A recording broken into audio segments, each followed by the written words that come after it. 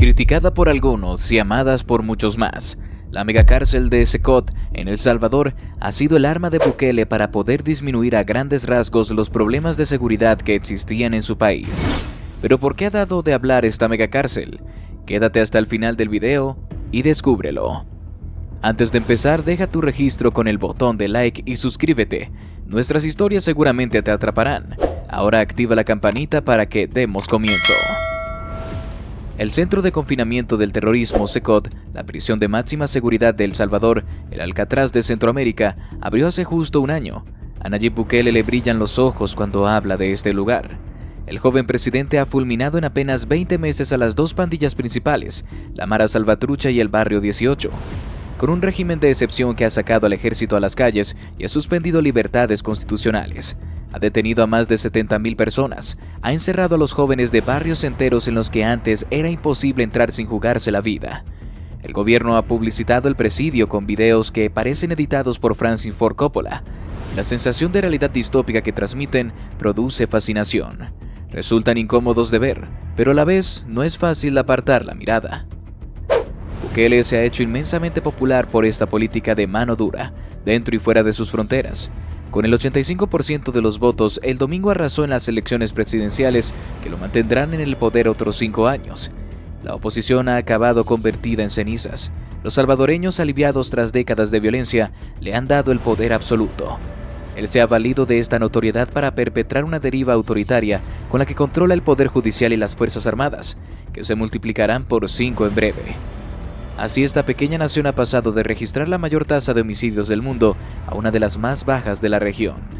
Bukele ha prometido alcanzar los ratios de Canadá. La impenetrabilidad y fastuosidad de esta cárcel hermética casan con la personalidad de un presidente con tendencia a la megalomanía.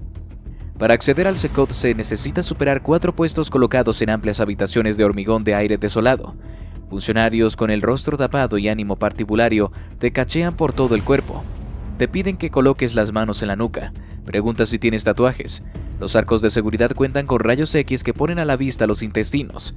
El sonido de los cerrojos de las puertas de hierro suena contundente. Poco a poco una sensación de encierro aprieta la garganta. Hay 8 módulos con un número indeterminado de presos que las autoridades se niegan a precisar. La capacidad es de 40,000 personas. Nadie que haya entrado esposado ha vuelto a ver la luz del día. Solo un torrente de aire se cuela por una abertura en el techo a la que es imposible trepar por las paredes lisas. Tras las rejas se encuentran los presos más peligrosos del país, sicarios con decenas de asesinatos a sus espaldas que cumplen condenas de 700 años. Esta noche observan desde sus celdas como búhos. No se mueven, no pronuncian ni una palabra, se mantienen quietos, con los brazos cruzados, en silencio. Transmiten un aire fantasmagórico con sus cabezas rapadas y los uniformes blancos bien planchados. Les afeitan la cabeza cada 5 días. Casi todos la llevan tatuada. Se han escrito en tinta los nombres de sus pandillas, por si quedaba alguna duda de cuál era su forma de vida. Observan con una mirada penetrante pero nada desafiante. No están acostumbrados a ver gente del exterior, vestida de calle. Su vida anodina se desenvuelve entre uniformes grises de policías encapuchados que los arrastran del brazo como ganado. Afuera eran temibles, producían terror, ahora irradian tristeza. ¿Cómo es el trato real dentro de la cárcel? Por temas de seguridad se ha usado el nombre ficticio de Manuel, el cual cuenta que en su caso el tópico para explicar la oscuridad de la cárcel se convirtió en literal. Desde que entré hasta que salí no vi la luz del sol. Desde mediados de abril el año pasado hasta principios de febrero, prácticamente un año encerrado en el Pinal Izalco, a unas 2 horas al oeste de la capital. En una celda para 20 personas donde había metidas más de 70. Ante la falta de espacio, los presos se turnaban para dormir sentados en tandas de 2 o 3 horas. Había un solo retrete. Era habitual que solo recibieran una comida al día, 2 tortillas y una cucharada de frijol. Entre los compañeros de celda había una persona diabética, un señor de 62 años que tenía una tienda y que lloraba mucho. A él, cuenta Manuel, lo dejaban dormir sentado toda la noche, mientras el resto seguía de pie. Un día no despertaba. Trataron de moverlo entre varios, estaba helado. Cuando llegaron los custodios ya no tenía pulso. Manuel asegura también que solo 2 o 3 veces entró un médico a pincharle las inyecciones de insulina, que según su versión, la familia le enviaba todas las semanas. La falta de asistencia médica en las cárceles es una de las vulneraciones de derechos básicos que denuncian las organizaciones. Manuel cuenta que otro de los presos, un joven de 21 años al que llamaban Daniel, también murió en la celda. Estaba desesperado y pedía medicamentos a gritos o se quejaba de hambre y de dolor. Los policías respondían con golpes, a patadas, con las macanas, porras o con la culata de fusiles. Un día le pegaron tanto que lo mataron a golpes y lo sacaron a rastras como a un animal. Una investigación de Human Rights Watch, que tuvo acceso a una base de datos del Ministerio de Justicia, reveló que solamente durante los 5 primeros meses del régimen de excepción, de marzo a agosto, se registraron al menos 32 personas muertas bajo custodia sin aclarar las circunstancias. En su mayoría en los penales de Mariona e Izalco, donde estuvo preso Manuel. Otro recuento de la organización salvadoreña Cristosal, esta vez hasta finales de octubre, elevó el número de muertes a 80. Solo deseas morir. Además de los golpes, Manuel habla también de otro método de tortura. Eran habituales los manguerazos de agua dentro de la celda, y cuando el suelo estaba mojado, activaban la pistola de corriente eléctrica, para que nos agarrara a todos. Entre el resto de los presos con los que convivió había personas con tatuajes de las dos pandillas, MS-13 y Barrio 18. Dice que eran a los que más se llevaban a las celdas de castigo. Yo no hablaba con ellos porque les tenía odio, sentía que yo estaba ahí por ellos. Eran comunes los rezos colectivos. El soporte nuestro era la fe. Cuenta que especialmente uno de los presos, cristiano evangelista, era el que más rezaba por todos. El enemigo más grande que uno tiene ahí dentro es la depresión. Sientes un vacío inmenso y solo deseas morir. A Manuel lo detuvieron a finales de marzo, pocos días después de iniciar el régimen de excepción, que dura ya un año. Según su versión, fue una venganza de unos policías. Un par de años antes, unos agentes habían golpeado a su hijo de 10 años porque no llevaba identificación cuando volvía de comprar tortillas durante la pandemia.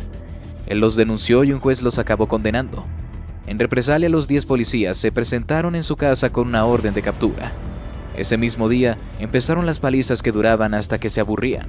Le rompieron 2 costillas, pero lo que más le dolió a este administrativo, que hasta su detención trabajaba en una oficina rellenando documentos de Excel y haciendo fotocopias, es que lo presentaron ante la prensa como un pandillero detenido bajo cargos de extorsión, homicidio y pertenencia a organización terrorista. El operativo de Bukele está logrando el objetivo de reducir la violencia y desarticular las pandillas, pero también está rodeado no solo de denuncias de abusos a los derechos humanos, sino de un cerco cada vez más grande de opacidad. Son casi 63,000 detenidos, según un recuento a finales de enero del ministro de Justicia y Seguridad Gustavo Villatoro. La cifra no es casual. Corresponde al número estimado de pandilleros en un país de apenas 6 millones de habitantes. Desde el inicio del régimen, policías críticos han revelado que les imponen cuotas para alcanzar ese número simbólico de detenciones al que el presidente hace constantes referencias. Del total de reclusos han sido liberados un 5%, según declaraciones del propio presidente.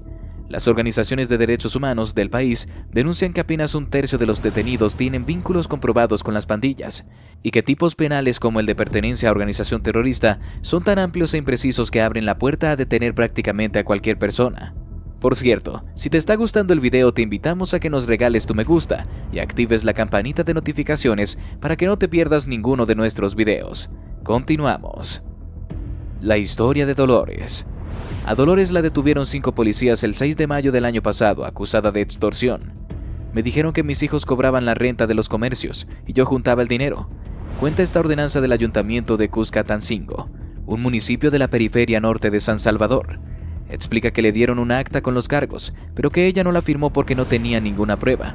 Pidió ver a un abogado, pero no tuvo asistencia legal en los 5 meses que pasó encarcelada. Dolores, miembro de un sindicato, denuncia que su detención fue motivada por liderar varias huelgas para que les dieran uniformes y les subieran un sueldo en su trabajo.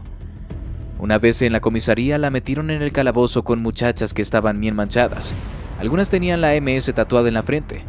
Dice que no sintió miedo porque ella nunca ha pertenecido a nada de eso. Igual que Manuel, decidió no hablar con las otras detenidas porque callar te da y hablar te quita. Durante la primera noche, recuerda que un policía le dijo: "Ahora ustedes son el blanco. Les puedo pegar un tiro ahora mismo y decir que se querían fugar". El primer día en la cárcel de Ilopango, a media hora de la capital, la pusieron en fila con otras presas. La desnudaron, la hicieron bañarse en un barril en el patio junto a otras 20 mujeres. La pasaron por un escáner y le revisaron el interior de sus genitales, por si llevaba droga o algo así, supongo. Dolores pasó 22 días en una galería de 150 metros cuadrados con techo de lámina y las paredes de reja metálica. Allí había más de 800 mujeres, según sus cálculos, que dormían apretadas en el suelo de cemento, cada una con la cabeza a la altura de los pies de la otra. El baño era una cubeta y la ducha una manguera. La comida era pasta reseca de frijol. Una de las presas, la niña Esmeralda, tenía un tatuaje con el símbolo infinito debajo de la nuca. Dolores recuerda que todo lo que comía lo vomitaba. Además sufría de diarrea y acabó muriendo deshidratada. Cuando perdió el conocimiento la cargaron entre varias reclusas porque estaba gordita. Se la llevaron las policías y nunca la volvieron a ver. Nos dijeron que se murió de camino al hospital. Las organizaciones de derechos humanos denuncian también que las autoridades no están notificando el fallecimiento de los presos. Existen incluso denuncias de familiares que han encontrado el cadáver de sus parientes detenidos en una fosa común. Dolores aún pasó 3 meses más en el penal de Apanteos, a 1 hora y media de la capital. Ahí nos trataron un poco mejor, podíamos salir a 1 hora al patio, nos daban 3 comidas y entraban a veces algunos curas. Durante todo el tiempo que pasó encarcelada, tuvo 2 audiencias telemáticas, sin la presencia de testigos ni abogados.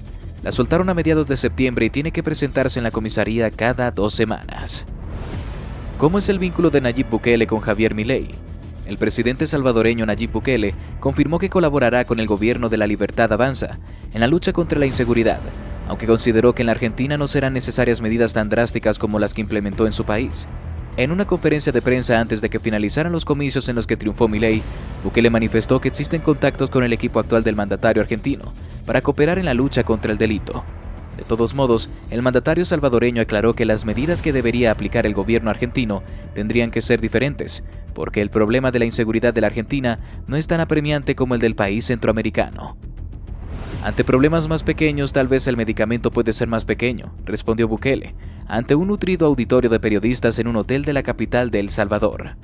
El próximo 27 de marzo, el régimen de excepción en El Salvador cumplirá 1 año, y todo parece indicar que Bukele y su Congreso lo prorrogarán. La mayoría del pueblo apoya a Nayib Bukele, quien obtuvo un aplastante triunfo electoral, a pesar de las preocupaciones expresadas por organizaciones de derechos humanos por abusos de poder y detenciones arbitrarias. Con este panorama, la prisión Secot, que se ha convertido en un símbolo de su gobierno, junto con su política de seguridad, continuará siendo como es. Así llegamos al final de este video. Si te gustó, te invito a que nos des tu me gusta para seguir haciendo más videos como este. Además de que no olvides suscribirte y activar la campanita para que no te pierdas ninguno de nuestros nuevos videos. Te deseo un gran día. Hasta la próxima.